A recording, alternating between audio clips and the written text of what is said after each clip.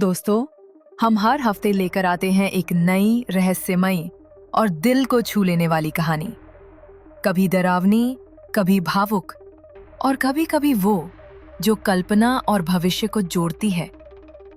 अगर आपको हमारी ऑडियो स्टोरीज पसंद आ रही हैं, तो प्लीज हमारे चैनल को लाइक, शेयर और सब्सक्राइब करना ना भूलें।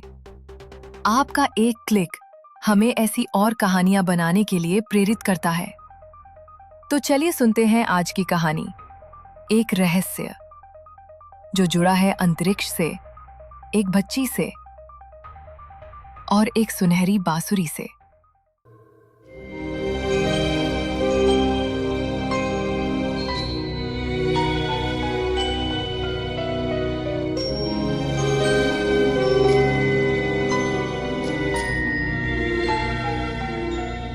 दुनिया भर में उस रात एक ही खबर चल रही थी। एक विशाल नीला उल्का पिंड पृथ्वी की ओर तेजी से बढ़ रहा था। वैज्ञानिक चिंतित थे, दुनिया स्तब्ध। असम के एक गुप्त लैब में प्रसिद्ध वैज्ञानिक डॉक्टर रिचर्ड भी इस उल्कापिंड पर नजर रखे हुए थे। लेकिन तभी अंतरिक्ष में एक और चमत्कार हुआ। एक छोटा सुनहरे प्रकाश से चमकता उल्कापिंड अचानक प्रकट हुआ और तेज रफ्तार से नीले उल्कापिंड से टकरा गया।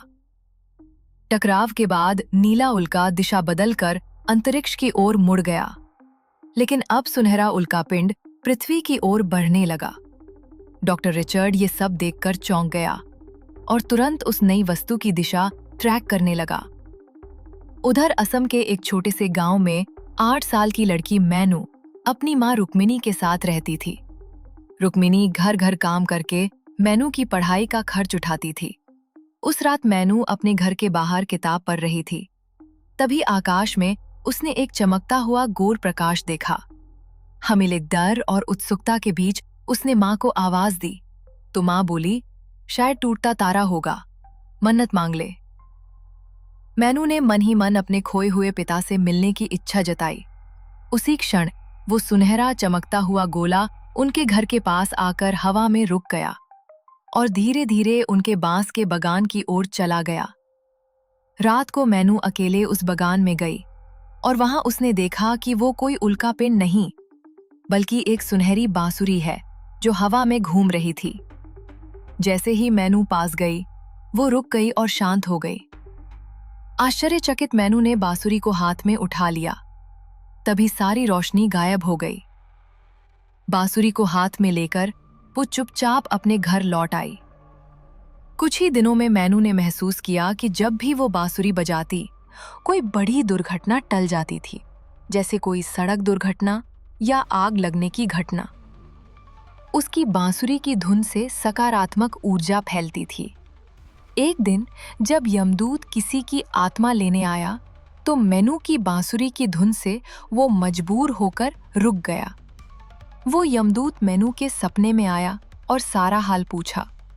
जब मैनू ने सब बताया तो यमदूत पाताल लोक गया और वहां ब्रह्मा, विष्णु और महेश्वर के निर्देशों के बारे में जान पाया कि यह बांसुरी एक विशेष उद्देश्य के लिए पृथ्वी पर भेजी गई है।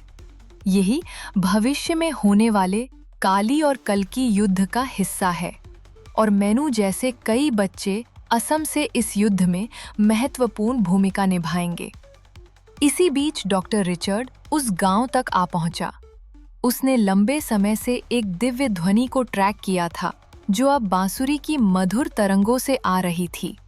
उसने मैनू से वो बांसुरी छीनने की कोशिश की और उसे धक्का देकर घायल कर दिया।